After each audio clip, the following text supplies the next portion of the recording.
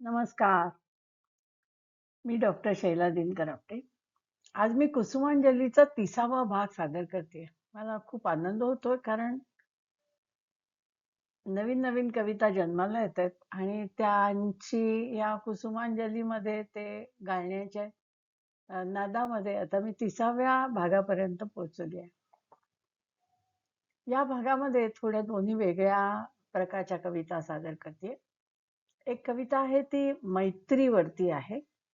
कारण ती मैत्री दिनादिवशी जन्माला आली आहे. आणि दुसरी कविता आहे ती श्रावण मासामध्ये जो काही आपल्याला आल्हाददायक अनुभव येतो त्याच्यावरती आधारित आहे. तर ऐका. पहिली कविता आहे मैत्री यशाची गुरुकिल्ली. नाती अनेक असती जीवनामध्ये, काही लादलेली काही दमवलेली. नात्याच्या गोतावळ्यामध्ये सुंदर लय, सापडते कधी होण्या कायमची सय. कधी मिळते काट्यासारखी सल, मन कसे राहणार मग कोमल. मनाची टाळण्या कायम घुसमट, सोडावी त्यांची साथ नको कटकट. जोडावी भावपूर्ण नात्याची वीण, तीच करेल अंतर्यामी मोहक गुंफण. मैत्रीपूर्ण नाती खरोखरच आजोड, मन मोकळे करण्या नको तडजोड. हीच तर आहे आरोग्याची किल्ली, मैत्रीमुळे मिळाली यशाची गुरुकिल्ली. दुसऱ्या कवितेचं नाव आहे तजवीज. म्हणजे या श्रावण मासामध्ये पावसामुळे किंवा एकूण आल्हाददायक वातावरणामुळे आपल्याला जी काही शिदोरी मिळते म्हणा, ज्या काही आनंदाच्या गोष्टी आपल्याला अनुभवायला येतात, त्या सगळ्याची माझी अशी कल्पना की त्या सगळ्याची तजवीज आपण करून ठेवावी, वर्षभर पुरेल अशी.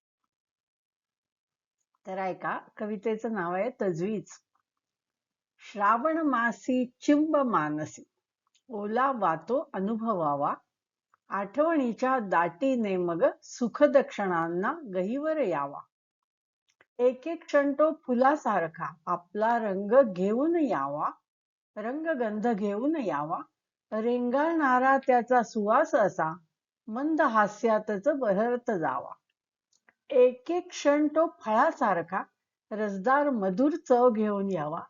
चवी चवीने आस्वाद घेत घेत अमृत गोडीत बदलत जावा.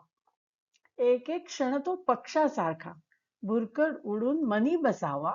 उधळत आपल्या रंगस्वरांनी मला स्पर्शुनी बिलगत जावा. एक एक क्षण तो इंद्रधनुचा आपले पदर उलगडीत जावा. त्या रंगात पूर्ण न्हाऊनी मनाला आल्हादाने उन्मन करीत जावा. एक एक क्षण हा ढगासारखा श्यामल वर्ण लेववित यावा. असंख्य बासरीच्या सुरांनी मंगल शिडकावा करीत जावा. मंद धुंद मन कळ्या उमलताना मुग्ध आसमंत सुगंधे दरवळावा.